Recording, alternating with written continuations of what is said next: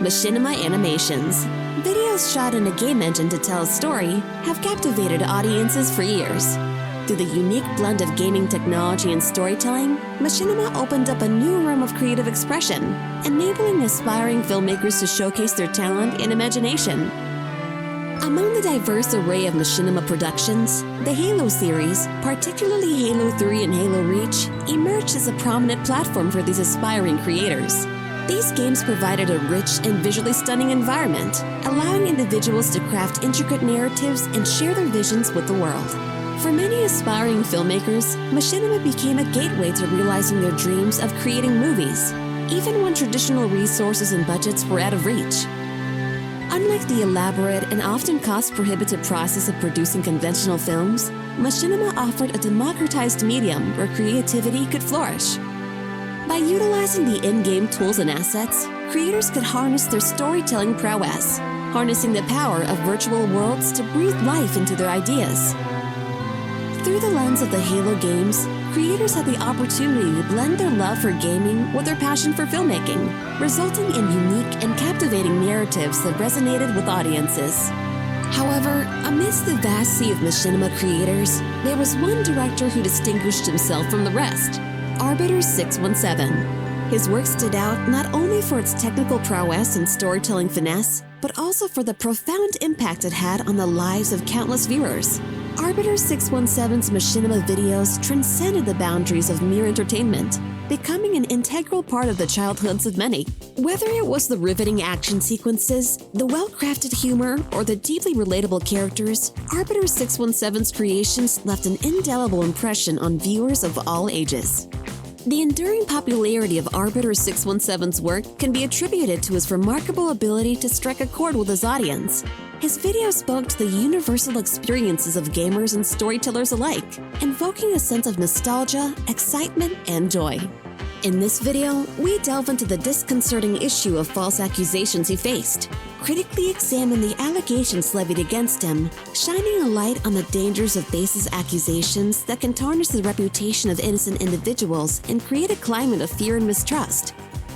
By navigating through the complexities of Arbiter 617's journey, we aim to shed light on the importance of critical thinking and the need for fairness and justice in the online realm. Rise of the Spartans, which was written by and directed by Arbiter 617, is the best machinima, period, in existence. The directing in that is above everything else. You watch Machinima directing awards from the time, and you'll see that he'll always win first place. It's not a matter of who can be first place, because at that point you're competing for who can be second place, because you know that Arbiter 617 is going to be at the top. I showed this to everybody. I showed it to my school principal. I showed it to my grandparents. It's just a really amazing series, and he has a lot of talent in making that. As Arbiter 617 transitioned from creating Halo machinimas to exploring the Minecraft community, little did he anticipate the challenges that awaited him. Unfortunately, he soon found himself embroiled in a web of false accusations and toxic behavior that has plagued online communities. The Minecraft community, despite its vastness and diversity, was not immune to the insidious trend of baseless accusations, particularly targeting creators by labeling them as pedophiles. This toxic environment, fueled by misinformation and mob mentality, cast a dark shadow over Arbiter 617's reputation and artistic endeavors. The accusations leveled against Arbiter 617 were primarily founded on the word of supposed minors, lacking any tangible evidence to substantiate their claims. It is disconcerting how easily such allegations can gain traction without proper scrutiny or validation. The absence of concrete evidence not only undermines the credibility of the accusations, but also raises questions about the motives behind their emergence. In the absence of reliable proof, it becomes essential to approach such claims with skepticism and critical thinking, ensuring that justice is served based on facts rather than unfounded allegations. One of the central claims made against Arbiter 617 was that he intentionally deleted his Twitter account, allegedly containing crucial evidence, before anyone could screenshot it. This aspect of the narrative, presented as a damning piece of the puzzle, requires careful analysis. Deleting a social media account is a personal choice that individuals exercise for various reasons, ranging from privacy concerns to disengagement from online platforms. It is unfair to automatically attribute guilt or nefarious intent to such actions without considering the myriad of reasons that might have influenced the decision. Jumping to conclusions based solely on the act of deleting an account can lead to an incomplete understanding of the situation and the potential misrepresentation of an individual's character. It is vital to recognize the potential ramifications of accusations without substantiated evidence. False claims can inflict severe harm, not only on the reputation of the accused, but also on their personal and professional lives. The ripple effect of such allegations extend beyond the individual, affecting their relationships, opportunities, and mental well-being. The damage caused by baseless accusations is irreparable, often resulting in a loss of trust and fractured communities. It is incumbent on us, as responsible consumers of information, to approach such allegations with caution and demand the presentation of concrete evidence before accepting the veracity of the claims. The phenomenon of false accusations is a concerning issue that extends far beyond the case of Arbiter 617. It highlights the dangers of a society driven by sensationalism and the rapid dissemination of unverified information. In the absence of due process and proper scrutiny, individuals become vulnerable to character assassination and the erosion of their rights to a fair and unbiased judgment.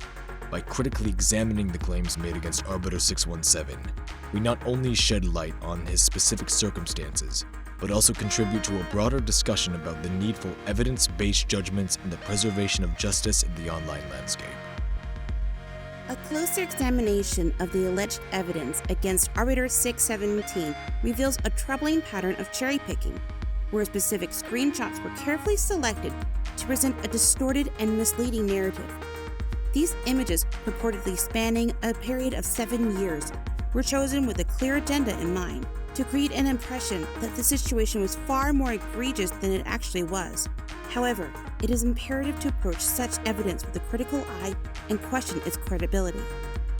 One crucial aspect that demands scrutiny is the timing of the alleged interactions.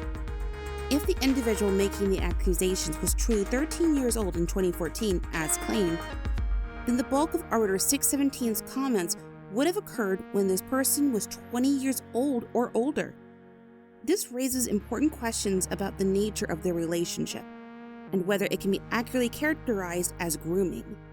It is essential to consider the context in which these conversations took place and the individual's ages at the time. Merely presenting isolated screenshots without the necessary contextual information can lead to a skewed interpretation of the interactions. Furthermore, recurring jokes that mock 13-year-olds seeking attention adds another layer of complexity to the accusations. I'm 12 years old! So this is certainly a recurring joke, but a lot of his stuff has been deleted, so it's hard for me to show more examples of this. But like, I have a reputation for being honest, and I'm telling you, I'm not making this up. This was a recurring joke. That's why it's in this clip, even if this is the only clip I can find of them making that joke. As it raises doubts about Arbiter 617's alleged intent to groom minors. In fact, these jokes can be interpreted as a clear indication that Arbiter 617 was not interested in engaging in relationships with younger individuals. By making light of such interactions, Arbiter 617 may have been highlighting his disinterest in pursuing romantic or inappropriate connections with minors. It is crucial to acknowledge the possibility that these screenshots were cherry-picked precisely to omit this important context, further distorting the perception of Arbiter 617's actions and intentions. Another perplexing element introduced in the video is the concept of shipping, where fans of certain content imagine and fantasize about romantic relationships between fictional characters or real individuals.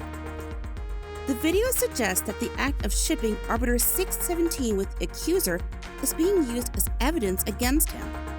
However, it is essential to recognize that shipping is a phenomenon that occurs individually of an individual's control. It involves fans expressing their own imaginative desires and has no direct correlation to the actual relationships or intentions of the individuals being shipped. Therefore, using such fan-created content as evidence against Arbiter 16 seems tenuous at best and could be indicative of an agenda-driven attempt to manipulate public opinion. In considering the cherry-picked screenshots and the inclusion of shipping as evidence, it is critical to critically evaluate the motivations of those making those accusations.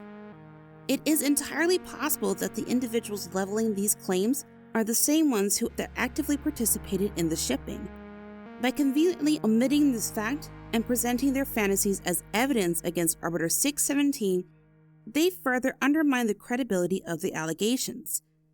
Such manipulation of evidence not only raises doubts about the veracity of the claims, but also reinforces the need for a thorough and unbiased investigation before passing judgment. Another point of contention was the inclusion of certain pictures that were deemed gross or inappropriate. However, upon closer examination, it becomes clear that these pictures were innocuous at best, merely shirtless photos. They cannot be equated to explicit or objectionable content. It is crucial to distinguish between harmless personal images and concrete evidence of grooming. By conflating the two, the credibility of the accusations against Arbiter 617 becomes questionable. I mean, seriously, people, are we in kindergarten? We're apparently getting all worked up over some harmless shirtless photos. Oh no, someone's showing a little skin. The horror! Your average run-of-the-mill shirtless photos, as harmless as a baby kitten frolicking in a field of daisies. It's totally logical to equate shirtlessness with being a predator. I'm pretty sure that's how all criminal investigations work, right? The video's assertion that Arbiter 617's guilt has been established beyond reasonable doubt fails to uphold the fundamental principle of innocent until proven guilty.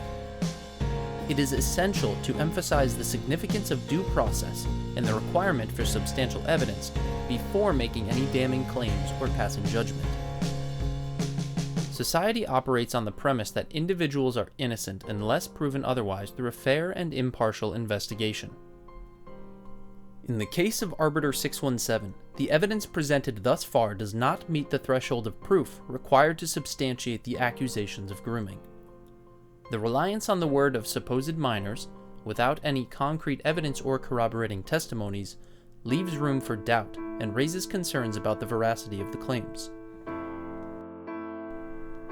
It is essential to approach such serious allegations with caution and demand a thorough and unbiased investigation to establish the truth. Moreover, Occam's razor, a principle often employed in logical reasoning, suggests that the simplest explanation is often the most likely. When applying Occam's razor to the situation at hand, it becomes evident that the possibility of slander within the Minecraft commentary community is far more probable than the alleged grooming accusations against Arbiter 617. The online landscape, particularly within communities centered around content creation, is no stranger to false allegations, personal vendettas, and attempts to tarnish reputations. It is crucial to consider the broader context and acknowledge the prevalence of such behavior in online spaces before accepting accusations at face value. By subjecting the evidence to critical analysis and adhering to the principles of burden of proof and Occam's razor, we can avoid falling into the trap of baseless accusations and unwarranted conclusions. It is essential to demand a thorough examination of the facts, including objective evidence, corroborating testimonies, and a fair investigation, before making any determinations about the guilt or innocence of an individual. Furthermore, it is important to acknowledge the potential consequences of rushing to judgment without sufficient evidence. Accusations of a serious nature can have long-lasting and detrimental effects on an individual's personal and professional life. False allegations not only harm the reputation of the accused, but also contribute to a culture of suspicion and mistrust. By upholding the principles of due process and requiring substantial evidence, we can ensure a fair and just system that protect the rights of all individuals involved. In conclusion, it is essential to recognize the impact that Arbiter 617 had on the machinima community and the broader realm of online entertainment. False accusations not only harmed the reputation of innocent individuals, but also undermined the trust and unity within creative communities. Arbiter 617's case reminds us of the dangers of accepting accusations without solid evidence, as they can have far-reaching consequences. Let us approach such situations with critical thinking, ensuring that the accused are presumed innocent until proven guilty. Only then can we safeguard the integrity of online communities and foster an environment of fairness and justice. If you liked the video, I challenge you to indicate as much by pressing the like button under the video and be sure you're subscribed.